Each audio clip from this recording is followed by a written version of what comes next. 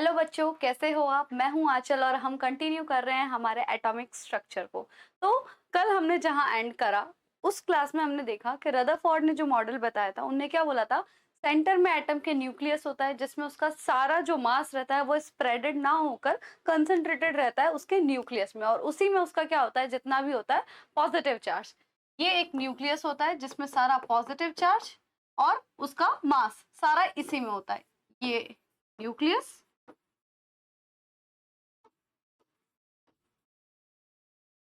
जिसमें किसी भी एटम का क्या होता है, प्रोटॉन्स प्लस न्यूट्रॉन्स, क्योंकि यही पॉजिटिव चार्ज और मास के लिए क्या होते हैं, रिस्पॉन्सिबल होते हैं। ओके, और इनके आसपास उन्होंने बोला जो सर्कुलर ऑर्बिट में कौन होते हैं, इलेक्ट्रॉन्स होते हैं, जो कि इनके आसपास कहीं ऐसे सर्कुलर मोशन कर रहे होते हैं। ठीक है, ये रदरफोर्ड का मॉडल अभी तक हमने पढ़ा और हमने देखा कि इस मॉडल में दो लिमिटेशंस थी, जिसमें पहली लिमिटेशन थी stability of atom, stability of an atom, जिसके अकॉर्डिंग एटम में अगर मैक्सवेल सर की थ्योरी को अगर लगाया जाए तो इलेक्ट्रॉन, क्योंकि एक चार्ज स्पीशीज है और वो एक एक्सेलरेटेड मोशन करता है सर्कुलर मोशन में, और उसमें उस इलेक्ट्रॉन को हर अपने एक मोशन में क्या करना चाहिए, एनर्जी रिलीज करनी चाहिए, और एट द एंड वो न्यूक्लियस में आकर गिर जाना चाहिए और एटम स्टेबल नहीं होना चाहिए, और इस चीज को रदरफोर्ड नहीं बता पाए थे। और दूसरी जो हमारी लिमिटेशन थी वो थी स्पेक्ट्रम ऑफ हाइड्रोजन एटम। ये अभी तक के हमारे, अभी तक हमने जो भी इस एटॉमिक स्ट्रक्चर में कवर करा वो यहाँ तक कवर करा था। ठीक है, अब इस चीज को जब हम ओवरकम करेंगे तो उसके बाद जो नेक्स्ट मॉडल हम पढ़ते हैं वो था बोहर्स मॉडल। लेकिन क्या ऐसा होता है कि आज एक मॉडल गलत प्रूव हुआ और कल उठ के एक नया मॉडल आ जाएगा? नहीं, किसी भी एक्सपेरिमेंट में, किसी भी रिसर्च में बहुत टाइम लगता है। तो रदरफोर्ड के मॉडल से लेकर बोहर के मॉडल तक पहुंचने तक जो एक गैप था, जो एक ब्रिज था, उस बीच में कई सारे रिसर्चेस हुई, और उसमें सबसे बड़ी जो रिसर्च हुई, जो कि बोहर मॉडल में बहुत बड़ा हिस्सा जिसने प्ले करा और उनका आधार बनी, वो थी electromagnetic radiation, wave theory for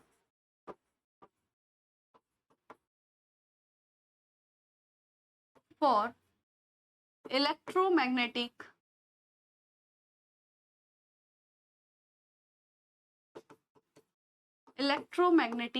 radiations. अब आपके मन में जरूर ये सवाल आएगा कि इलेक्ट्रोमैग्नेटिक रेडिएशंस होती क्या है। हमारी थ्योरी यहाँ से स्टार्ट होती है कि व्हाट इज इलेक्ट्रोमैग्नेटिक रेडिएशन। तो अगर हम नॉर्मली ये चीज बोलें कि हमारे पूरे पृथ्वी पर या हमारे पूरे यूनिवर्स में रेडिएशन का सोर्स, लाइट का सबसे बड़ा नेचुरल सोर्स क्या है, तो हमारे दिमाग में एक नाम आता है, सन। जितनी भी लाइट निकल रही है सब यहीं से निकल रही है, सब हमारी नेचुरल लाइट, जो भी सबसे बड़ा सोर्स है वो क्या है, सन। और सन से निकलने वाली हर लाइट को हम बोलते हैं इलेक्ट्रोमैग्नेटिक रेडिएशन। तो व्हाट इज इलेक्ट्रोमैग्नेटिक रेडिएशन? ऐसी कौन सी प्रॉपर्टीज होती है इन रेडिएशन में जो इनको इलेक्ट्रोमैग्नेटिक रेडिएशन बनाता है? जैसे कि आप देख पा रहे हैं, इस नाम में ही क्लियर है, इलेक्ट्रो मैग्नेटिक, मतलब इन रेडिएशन में कहीं ना कहीं एक इलेक्ट्रिक फील्ड रहा होगा, एक मैग्नेटिक फील्ड रहा होगा, इस वजह से इन रेडिएशन को क्या कह रहे हैं, इलेक्ट्रोमैग्नेटिक रेडिएशन। तो इलेक्ट्रोमैग्नेटिक रेडिएशन को अगर आप समझें तो ये इस तरह से कुछ इसका रिप्रेजेंटेशन एक वेव के फॉर्म में आप बता सकते हैं।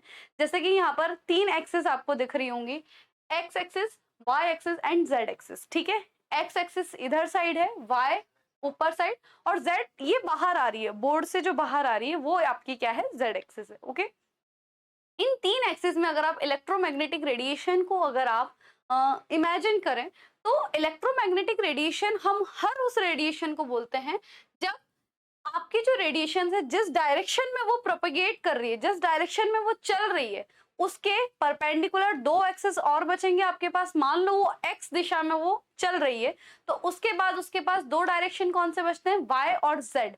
तो उस रेडिएशन के जो दो परपेंडिकुलर एक्सिस बचे हैं, वहां पर उसकी एक डायरेक्शन में इलेक्ट्रिक फील्ड ऑसिलेट करती है और दूसरे परपेंडिकुलर में मैग्नेटिक फील्ड ऑसिलेट करती है। मान लो अगर वो ऐसे चल रही है तो उसके एक परपेंडिकुलर दिशा में उसकी इलेक्ट्रिक फील्ड्स ऑसिलेट्स कर रही होंगी, और जो ये जेड है जो आपकी तरफ आ रहा है, यहाँ पर कौन से वेव्स ऑसिलेट कर रहे होंगे मैग्नेटिक फील्ड, मतलब वो चल इस दिशा में रही है, साथ में इलेक्ट्रिक फील्ड और मैग्नेटिक फील्ड भी ऑसिलेट कर रहे हैं। मतलब ये एक वेव थ्योरी थी इलेक्ट्रोमैग्नेटिक रेडिएशन की। हर वो रेडिएशन जो जिसका डायरेक्शन ऑफ प्रोपोगेशन के परपेंडिकुलर दो फील्ड्स एसोसिएट रहते हैं, उसके साथ दो फील्ड्स जुड़े हुए रहते हैं, कौन से, इलेक्ट्रिक फील्ड और मैग्नेटिक फील्ड, और वो दोनों फील्ड एक दूसरे के क्या रहते हैं, परपेंडिकुलर रहते हैं, प्लस जो डायरेक्शन है उसके भी परपेंडिकुलर रहते हैं। ऐसे हम रेडिएशन को बोलते हैं इलेक्ट्रोमैग्नेटिक रेडिएशन। इसका मतलब आप समझ पा रहे हैं, तो ये एक ऐसी रेडिएशन है जो इलेक्ट्रिक प्रॉपर्टीज भी बताएगी और मैग्नेटिक प्रॉपर्टीज भी बताएगी आपको। तो ये थी हमारे इलेक्ट्रोमैग्नेटिक रेडिएशन। अब जैसे कि मैंने बोला, इसका जो सबसे बड़ा नेचुरल सोर्स है वो क्या है, सन। तो सन से निकलने वाली जितनी भी इलेक्ट्रोमैग्नेटिक रेडिएशंस है, अगर आपने नाम सुना हो, वो कौन कौन सी होती है, gamma ray, X ray, UV, visible,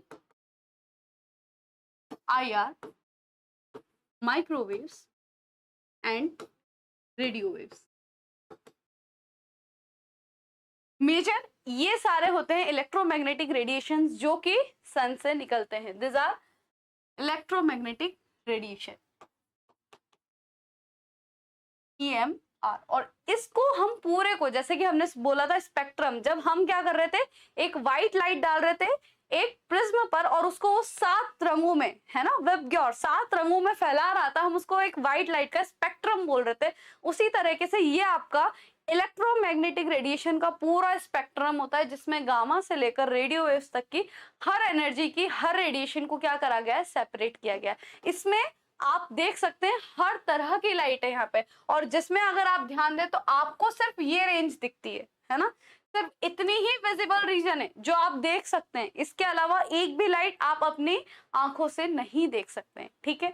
तो अब क्वेश्चन ये उठता है कि मैम इनको हमने डिफरेंशिएट करा कैसे, फिर अगर हम देख ही नहीं सकते। विजिबल में तो चलो 7 रंग है, हम देख सकते हैं, ये बैंगनी है, ये नीला है, ये हरा है, ये पीला है, बट ये तो रेडिएशन हमको दिखते ही नहीं है। फिर हम इसको डिफरेंशिएट कैसे करेंगे? तो हमने डिफरेंशिएट करने के लिए जो आधार माना इसमें, वो थी हमारी वेवलेंथ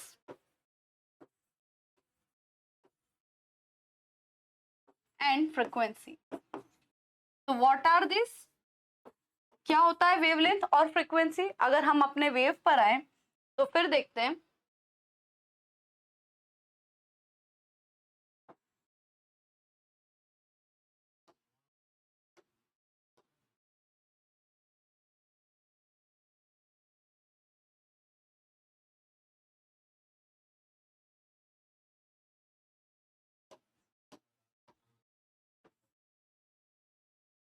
ये अगर मैंने एक वेव ड्रॉ करा है तो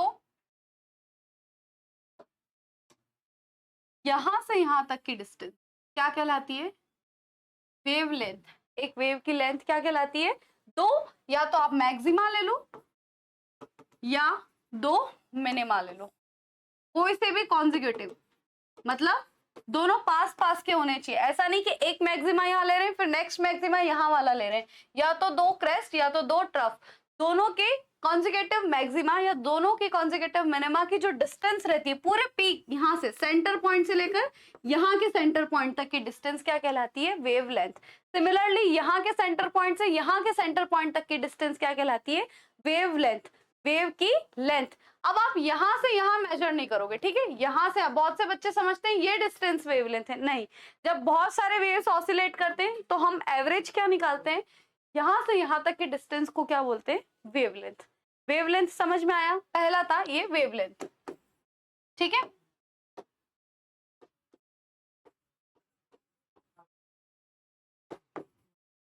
उसके बाद ये सारे प्रॉपर्टीज है वेव्स के बारे में, क्योंकि हम इलेक्ट्रोमैग्नेटिक रेडिएशंस को हमने क्या बोला, वेव थ्योरी से हम इसको डील करने वाले हैं। मतलब हम इलेक्ट्रोमैग्नेटिक रेडिएशन को कहीं ना कहीं एज अ वेव ट्रीट करने वाले हैं। तो हमको वेव की सारे प्रॉपर्टीज, सारे फीचर्स हमको मालूम होने चाहिए, ठीक है। वेव्स में क्या होते हैं, वेवलेंथ होते हैं। दूसरा क्या होता है, फ्रिक्वेंसी। फ्रिक्वेंसी क्या, फ्रिक्वेंसी का एक फॉर्मूला हमेशा सबने पढ़ा है, 1/टाइम। What is 1/टाइम? मतलब टाइम के रिस्पेक्ट में जब हम वेव को डिस्क्राइब करें कि एक सेकंड में कितने वेव्स आ रहे हैं, कितने वेव्स ऑसिलेट कर रहे हैं एक सेकंड में, एक सेकंड में मान लो 10 बार ऐसे ऐसे हो गया तो 10 क्या हो गई, उसकी फ्रीक्वेंसी हो गई है ना, 10 वेव्स पर सेकंड। तो इसलिए टाइम के ऐसा यूनिट क्या, सेकंड ले रहे हैं हम, मिनट में भी ले सकते हैं, है ना। तो ऐसा यूनिट ले तो हम सेकंड्स की बात करते हैं, एक सेकंड में कितने वेव्स ऑसिलेट करते हैं उसको हम क्या बोलते हैं, उस वेव की फ्रीक्वेंसी। फ्रीक्वेंसी के बाद तीसरा हमको पता होना चाहिए वेव नंबर, ठीक है। अच्छा, इनका पहले आप सिंबल देख लें तो वेवलेंथ का होता है लैम्डा, ठीक है, फ्रीक्वेंसी का होता है न्यू और वेव नंबर का होता है न्यू बार। अब वेव नंबर क्या है और इनका सिंबल लगभग सेम ही है तो कंफ्यूज नहीं होना। वेव नंबर क्या होता है, देखो इसको नंबर से ट्रीट करो, नंबर से याद रखना, वेव नंबर। फ्रीक्वेंसी को टाइम से याद रखना है कि एक सेकंड में कितने वेव्स ऑसिलेट करते हैं वो उसकी क्या होगी, फ्रीक्वेंसी होगी। लेकिन वेव नंबर क्या, एक सेंटीमीटर में, है ना, एक सेंटीमीटर में। यहाँ पे हम इसको डिस्टेंस से ट्रीट करते हैं, किससे, डिस्टेंस से इसको कनेक्ट करेंगे कि एक सेंटीमीटर में मान लो यहाँ से लेकर यहाँ तक की डिस्टेंस 1 सेंटीमीटर है, तो 1 सेंटीमीटर में या उस यूनिट डिस्टेंस में कितने वेव्स ऑसिलेट कर रहे हैं हम उसको बोलते हैं उसका वेव नंबर।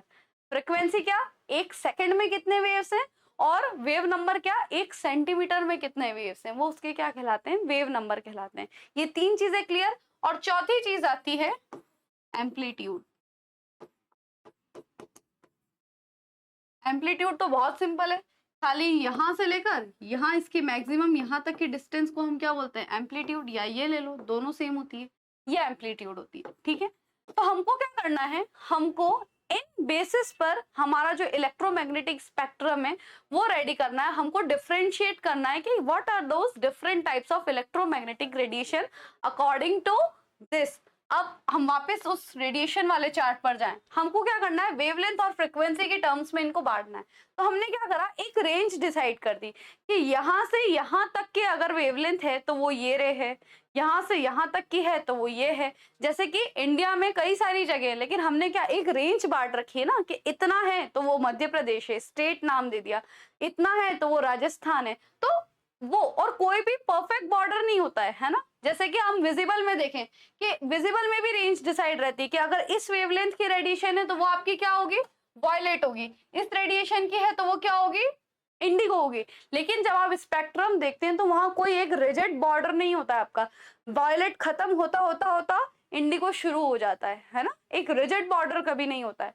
तो वेवलेंथ और फ्रीक्वेंसी के टर्म में हमने देखा गामा से लेकर रेडियो वेव्स तक की अगर हम बात करें तो इसको आप ऐसे समझ सकते हैं,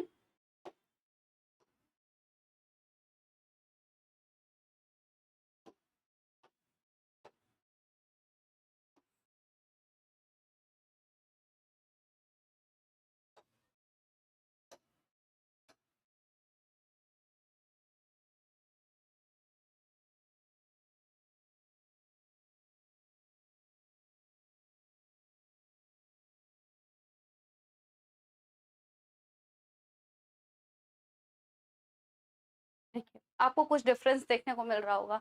यहाँ तक आप देख रहे होंगे ये बहुत पास पास में वेव्स आ रहे हैं, और जैसे जैसे आप डिस्टेंस में बढ़ते जा रहे हैं यहाँ पे वेव्स क्या हो रहे हैं, बड़े हो रहे हैं, ठीक है। तो इसका मतलब क्या है, यहाँ पर अगर आप वेवलेंथ निकालें, यहाँ की वेवलेंथ, और एक वेवलेंथ आप यहाँ की निकालें, तो आपको खुद डिफरेंस समझ में आ जाएगा कि वहां की वेवलेंथ से यहाँ की वेवलेंथ अब बढ़ चुकी है। तो जैसे जैसे आपकी वेवलेंथ बढ़ती जाती है वैसे वैसे आपका जो इलेक्ट्रोमैग्नेटिक रेडिएशन का टाइप है, नेम है, वो चेंज होता जाता है।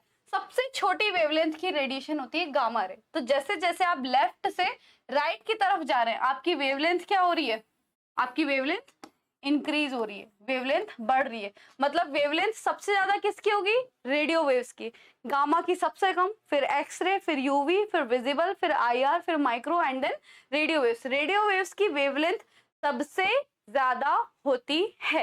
ये हमने बांटा इलेक्ट्रोमैग्नेटिक रेडिएशन को वेव लेंथ के अकॉर्डिंग। अब इसमें एक और बहुत इंपॉर्टेंट होता है कि एक रिलेशन होता है, जैसे कि हमने बोला प्लांक्स क्वांटम थ्योरी जो कि हम आगे पढ़ने वाले हैं, उनने क्या करा था, एनर्जी, उनने क्या बोला था कि एनर्जी किस फॉर्म में ट्रेवल करती है, in the form of photon. और उस फोटोन, उस क्वांटा ऑफ एनर्जी को उनने क्या फॉर्मूला दिया था, E is equals to h nu, ठीक है, जहां पर एच क्या था, प्लांक कांस्टेंट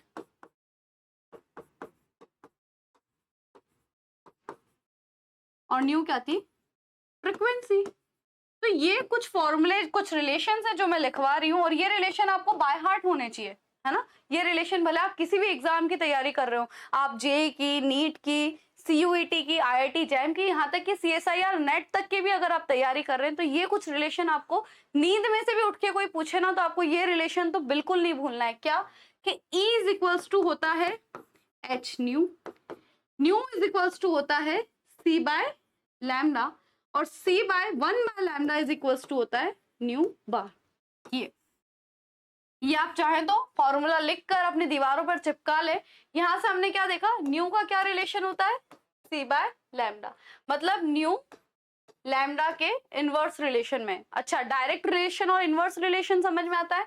डायरेक्टली अगर कोई A B के डायरेक्ट रिलेशन में है और A C के इनवर्स रिलेशन में, तो इन दोनों में डिफरेंस क्या है, मतलब B बढ़ेगा तो A भी बढ़ेगा, B कम होगा तो A भी कम होगा, डायरेक्ट रिलेशन में है, सिंपल है ना।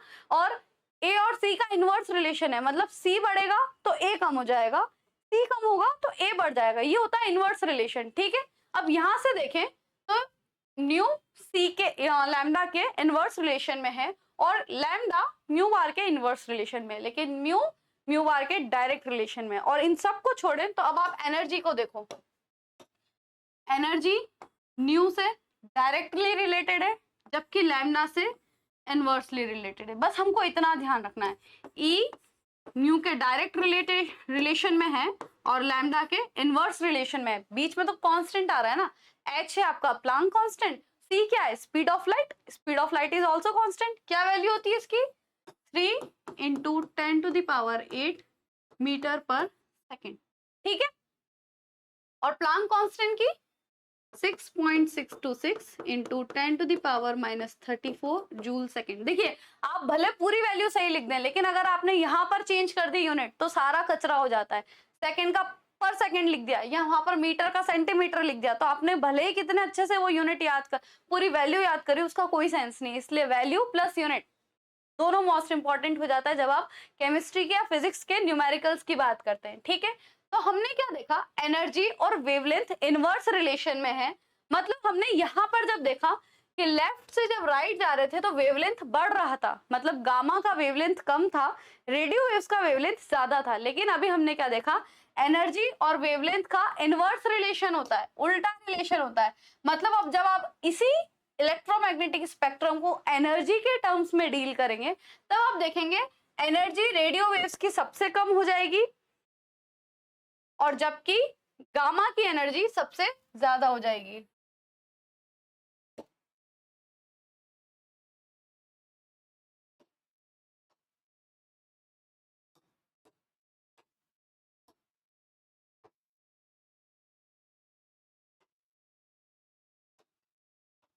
ये देखिए, यहां से जब आप इधर आएंगे, यहाँ के रेडियो वेव्स की एनर्जी सबसे कम रहेगी, और जैसे जैसे आप लेफ्ट में आते जाएंगे गामा की एनर्जी सबसे हाई रहेगी। सबसे हायर एनर्जेटिक रेडिएशन होती है गामा रेडिएशन, अगर इस इलेक्ट्रोमैग्नेटिक स्पेक्ट्रम की बात करें।